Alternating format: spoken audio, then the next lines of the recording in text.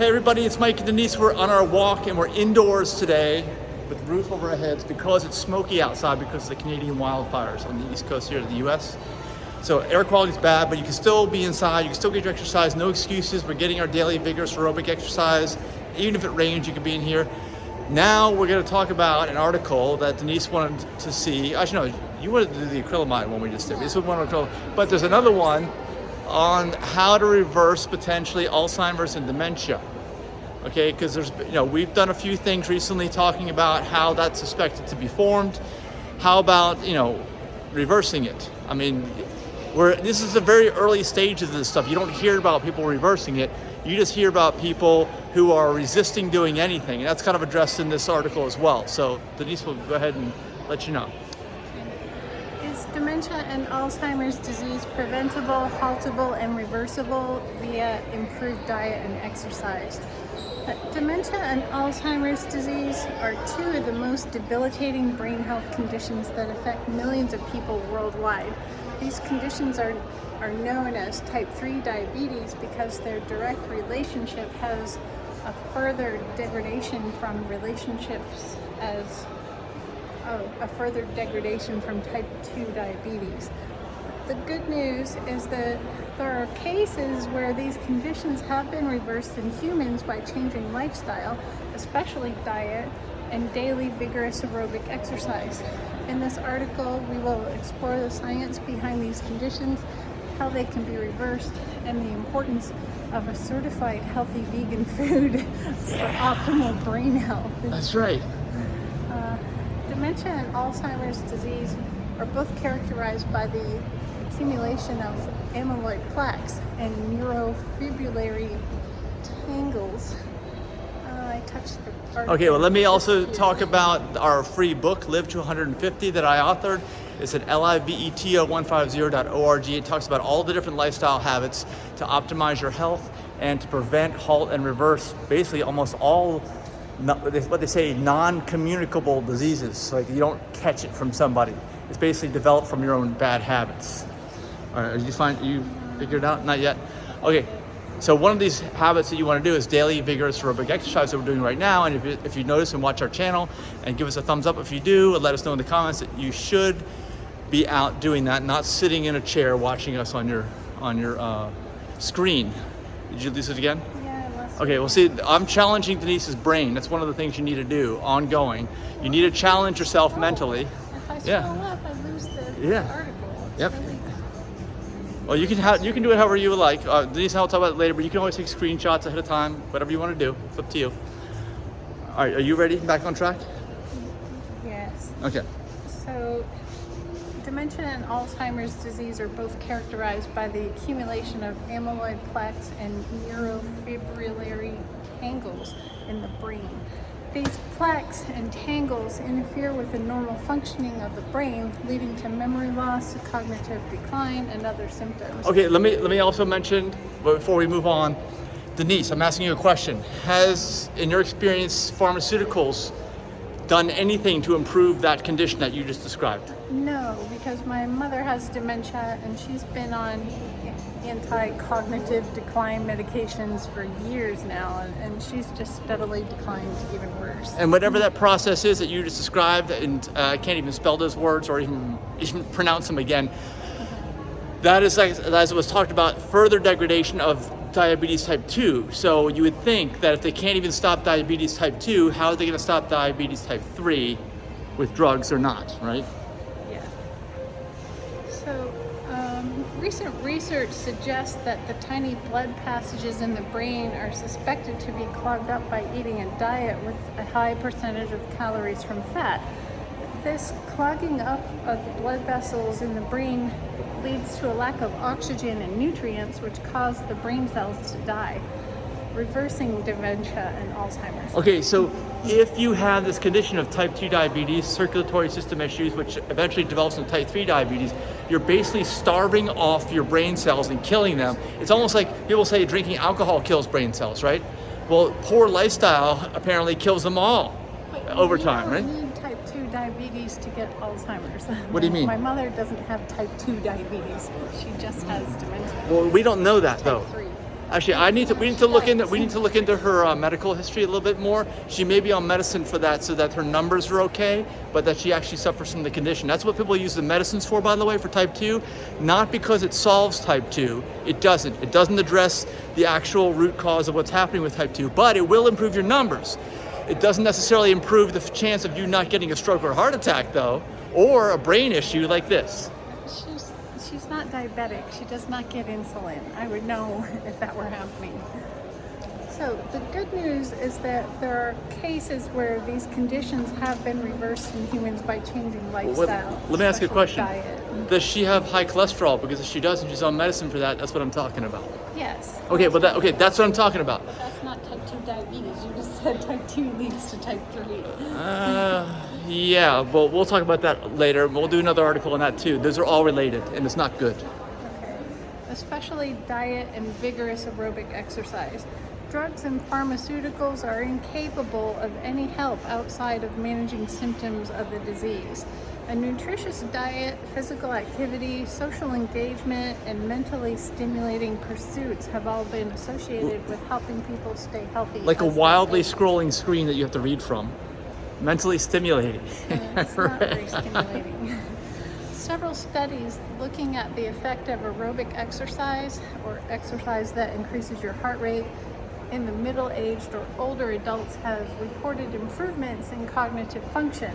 One particular study looked at health behaviors of over 2,000 men in Wales, and Wales, the city. Not men that were as big as whales. And followed them for 35 years. Oh my gosh. One of the 5 behaviors that were assessed, regular exercise, not smoking, moderate alcohol intake, healthy body weight, and healthy diet. Exercise had the greatest effect in terms of reducing dementia risk. That's what we're doing right now. We're not sitting down. Yeah. We're not sitting down. We're moving. But how many people actually do that every day, especially as you get older and you retire? Like none.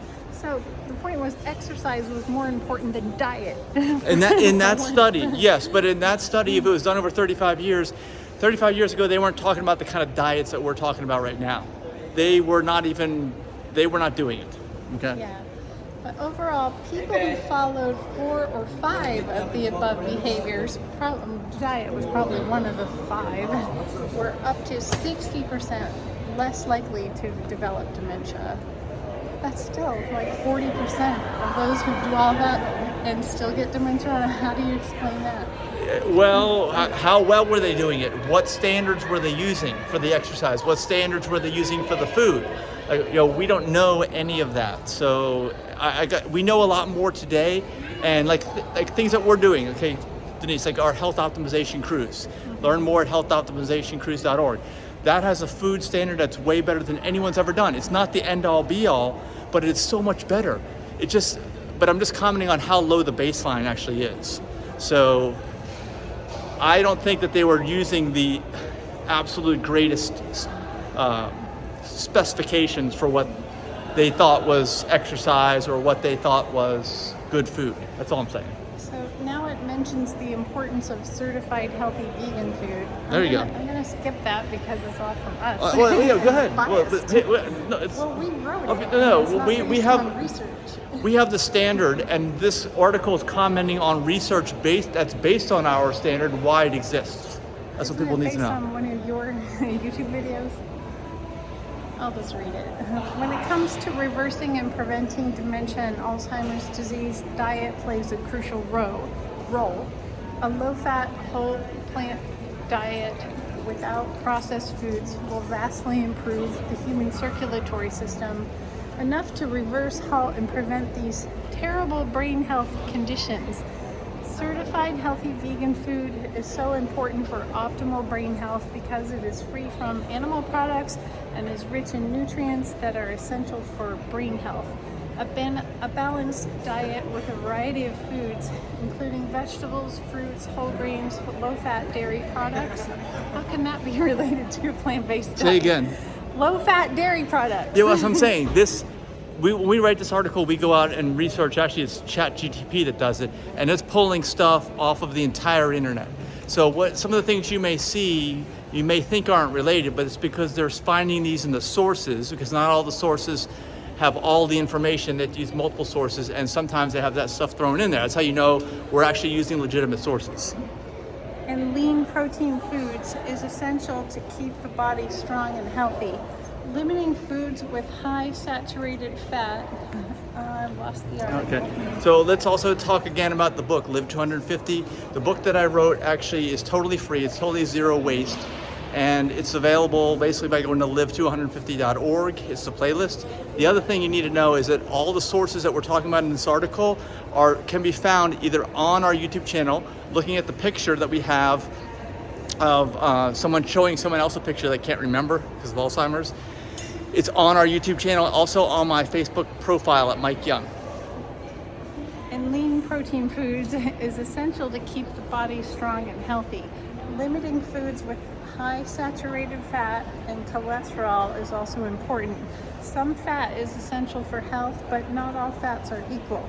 Going light on fats that are bad for heart health, such as butter, solid shortening, lard, and fatty cuts of meat, is crucial for optimal brain health. Yeah, and we've had plenty of back and forth recently where people have talked about fat being an essential nutrient, which I believe it probably is.